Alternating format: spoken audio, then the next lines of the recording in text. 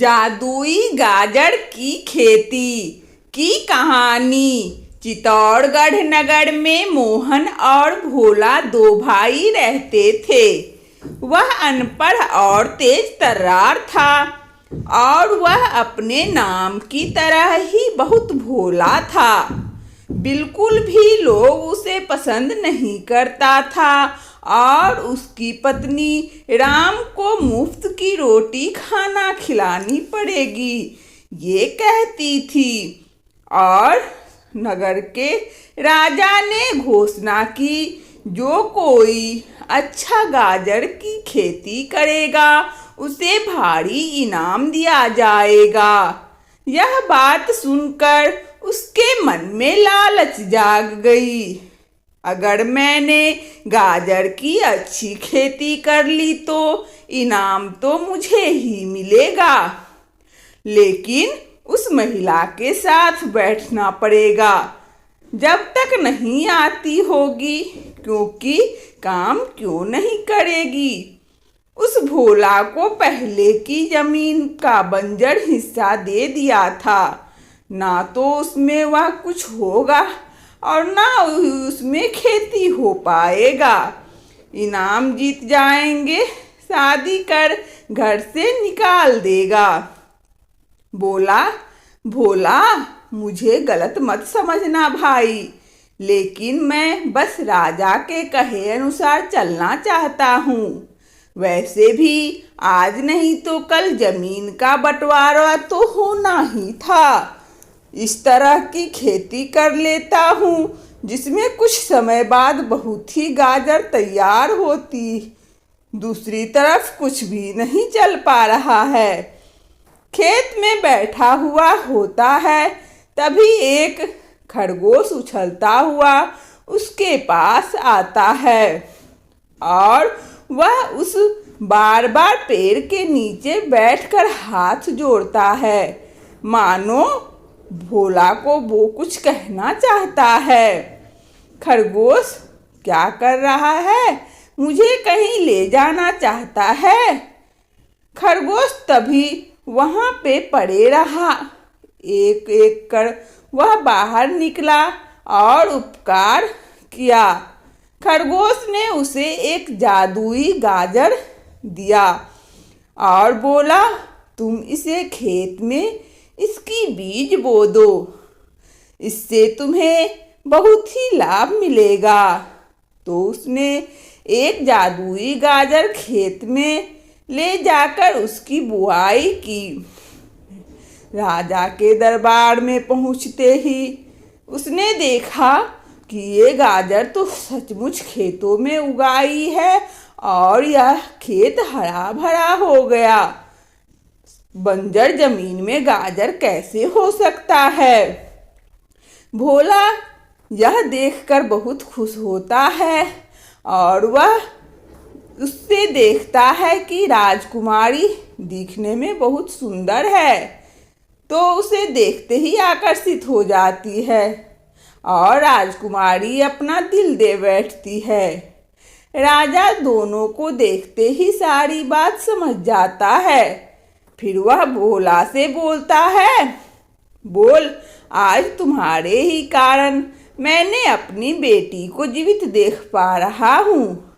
अगर तुम खरगोश की मदद ना करते खरगोश, तो जादुई गाजर हमें नहीं मिलती। इसीलिए मैं अपनी बेटी का हाथ तुम्हारे हाथ में देना चाहता हूँ। लेकिन राजकुमारी को तो अच्छे से अच्छा राजकुमार मिल सकता है, फिर मुझ गरीब के साथ यह कैसे दिल जोड़ सकती है।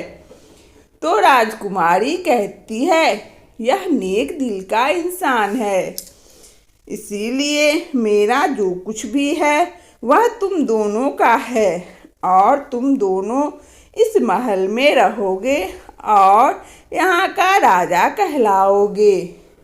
यह जादुई गाजर देखकर वह बहुत खुश होता है और खेतों में हरी भरी गाजर उपजाने लगता है और वह उसे बेचकर अच्छा पैसा कमाता है।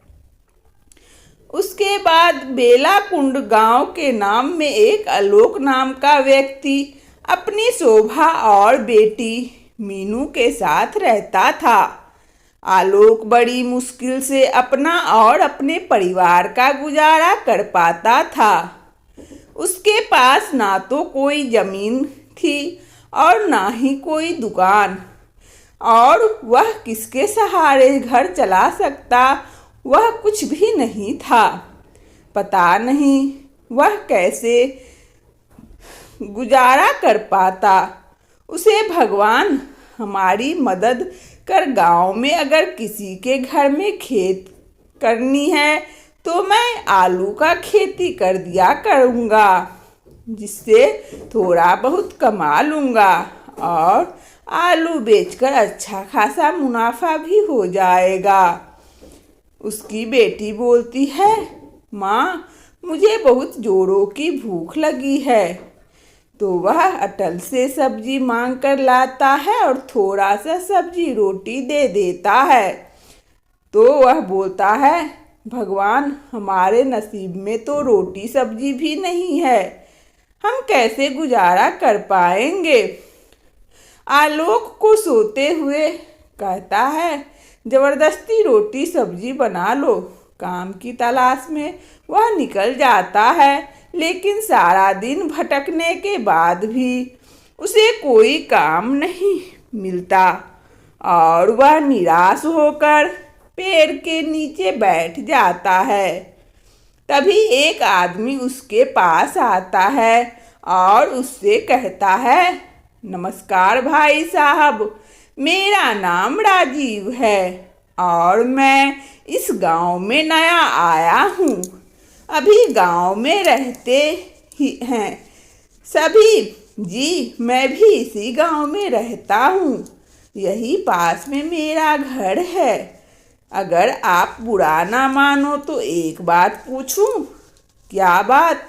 दरअसल मैं काम की तलाश में हूँ, लेकिन कहीं भाग नहीं सकता। सोचा कुछ कर सकूं, पर यहाँ तो कुछ भी नहीं मिल रहा है। मतलब मेरा घर बहुत ही छोटा है। अब मेरे पास इतने पैसे नहीं हैं कि मैं जगह ज़मीन खरीद सकूं। अगर आप चाहे तो उस जगह का इस्तेमाल कर सकते हैं और अच्छी कमाई होने लगेगी तो कुछ पैसे हमें भी दे दीजिएगा। अच्छा, राजीव बोलता है, बहुत बहुत शुक्रिया। राजीव आलू को ज़मीन में रख देता है और वह आलू उपजाना शुरू कर देता है।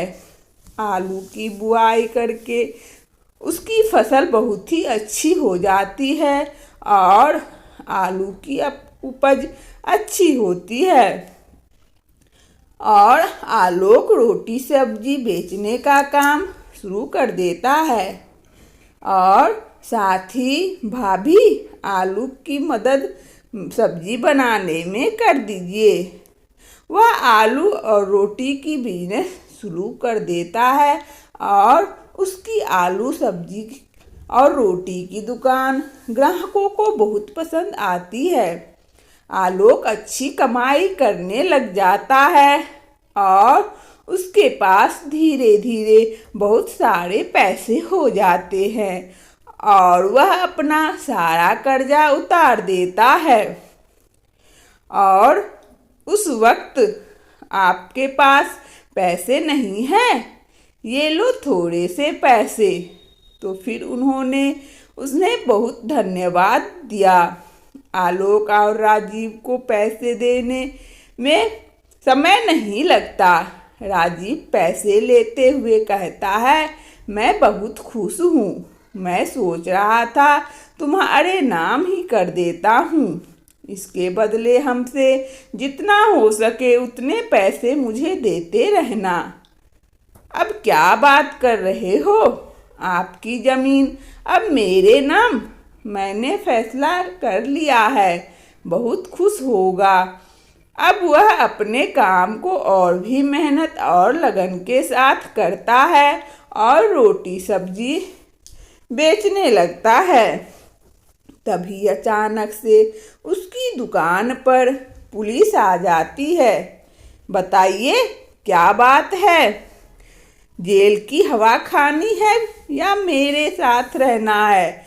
अगर कल राजीव के पास दुकान की जमीन तुम्हारी थी तो तुमने इसे कुछ महीने पहले भेज दिया और वहां से झूठा इल्जाम लगाकर रोटी सब्जी की दुकान खोलने में बिजी हो गया। अरे बकवास मत कर, चल। पुलिस वालों ने उसे गिरफ्तार कर लेता है। वह क्या जाने, पहली बार बीबी बच्चों से वह अलग जा रहा था। फिर बोला, मैं 10 मिनट के लिए बीबी और बच्चों से मिल लूं। फिर उसने पत्नी को सारी बात बताता है और बोलता है, मीनू अपना और बेटी का ध्यान रखना, मैं वापस आऊँगा, तुम मायके चले जाना। मीनू मायके चली जाती है और वह बोलता है, मैं जेल से छूटकर आऊँगा तभी आलू और सब्जी की रोटी सब्जी का दुकान करूँगा। उसके बाद वह चला जाता है और कहता है, अब आप अपने जीवन में आगे बढ़ने की सूची कौन सा नया काम ढूंढना है? पैसा कैसे कमाए? हम इन्हीं से काम चलाएंगे और बीवी और बच्चों को खाना खिला के पालन पोषण करेंगे। मैं अब काम करने नहीं जाऊंगा। और वह रोटी सब्जी बेचकर अपना गुजारा करता है और साइकिल पर रोटी सब्जी ही बेचता है। और थोड़े दिन बाद किसी व्यक्ति का एक्सीडेंट हो जाता है। वह साइकिल से रोटी सब्जी बेच रहा होता है, तब जाकर देखता है कि देखूं जरा किसका एक्सीडेंट हुआ है। फिर वह देखता है, ये तो राजीव है जो मुझे पकड़वाया था। तो उसने कहा, भगवान ने इसे किए की सजा दे दी। और वह अपनी रोटी और सब्जी साइकिल पर बेचकर बेटी और बीवी के साथ बहुत अच्छी शहर में रहने लगा। और वह भगवान को बहुत बहुत धन्यवाद किया। इस कहानी से हमें यह सीख मिलती है कि किसी को कष्ट नहीं देना चाहिए। भगवान उसके किए की सजा जरूर देता है। वंदना स्टोरी चैनल में इस कहानी को सुनने के लिए आप सभी श्रोताओं को बहुत बहुत धन्यवाद। यदि हमारा कहानी अच्छा लगा हो तो कृपया लाइक और सब्सक्राइब अवश्य करें ताकि नोटिफिकेशन सबसे पहले आपको मिले। धन्यवाद।